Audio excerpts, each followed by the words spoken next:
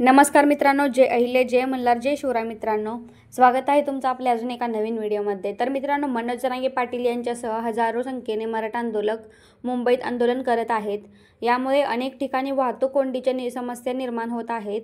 सरकारकडून आंदोलकांवर तोडगा काढण्याचा प्रयत्न सुरू असला तरी अद्याप यातून मार्ग निघालेला नाहीये. आंदोलनावर विविध राजकीय पक्ष आणि नेते प्रतिक्रिया व्यक्त करत आहेत. मनसेचे नेते राज ठाकरे यांनी दिलेल्या प्रतिक्रिया लक्षवेधी ठरली.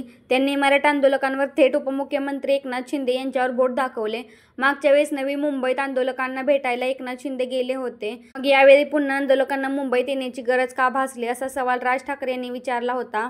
अभिजित पानसे यांच्या घरी गणपतीचे दर्शन घेण्यासाठी आलेले राज ठाकरे यांनी माध्यमांशी मराठा आंदोलकांबाबत प्रश्न विचारले. यावेळेस ते म्हणाले, माध्यमांच्या आणि लोकांच्या मनात जे प्रश्न आहेत त्या प्रश्नाची उत्तरं केवळ एकच माणूस देऊ शकतो.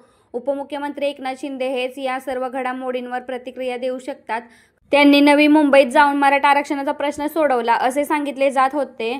मग मराठा आंदोलक परत का आले, या सर्व गोष्टींचे उत्तर केवळ एकनाथ शिंदे देऊ शकतात.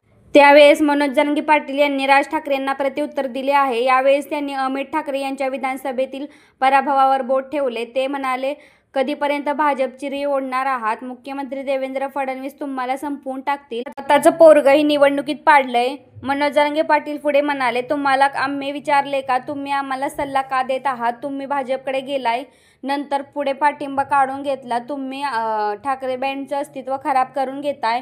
तुम्ही हुशार राजकारणी असून विचार करून वागले पाहिजे. इतर मागासवर्गीय समाजाच्या कोट्यातून मराठा समाजाला आरक्षण लागू करण्याचा सरकार आदेश निघेपर्यंत माघार नाही. या भूमिकेवर मनोज जरांगे पाटील ठाम असून मुदतवाढीचा सरकारच्या वतीने शिंदे समितीचा प्रस्ताव जरांगे यांनी साफ फेटाळून लावल्याची चर्चा ही पहिल्या फेरी निष्फळ ठरली. जरांगे यांच्या आंदोलनाच्या दुसऱ्या दिवशी कोणत्याही मंत्र्यांनी त्यांच्याशी अद्याप चर्चा केलेली नाहीये.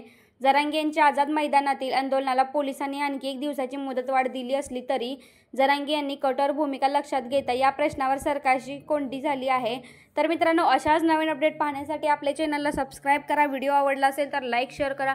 धन्यवाद. जय अहिल्या, जय मल्हार, जय शिवराय मित्रांनो.